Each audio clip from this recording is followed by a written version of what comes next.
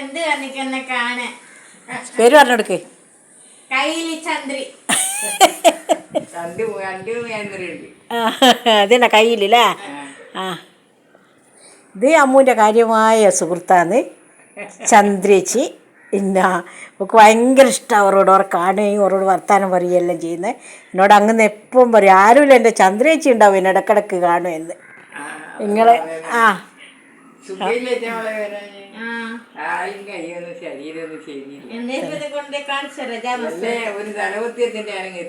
തന്നെ ശരിയാ.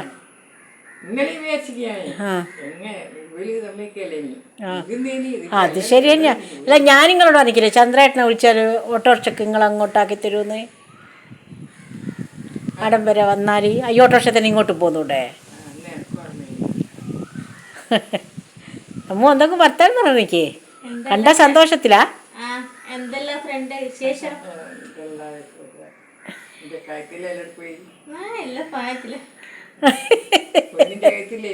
ഉണ്ട്. എന്തെല്ലാം വിശേഷം?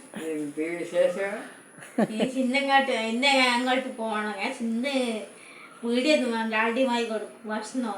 ഇന്ന് അങ്ങോട്ടേക്ക് പോകണം. ഇവിടെ വന്നിരുന്ന് നോക്കുമ്പോ അങ്ങ് പോവാൻ തോന്നില്ല. ഞാൻ പോന്നില്ല അന്ന്.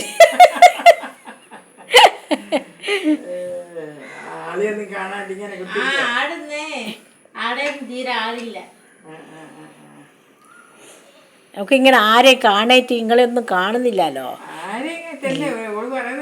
ആ വല്ലാത്ത വിഷമം ഇങ്ങനെ കാണാഞ്ഞിട്ട്.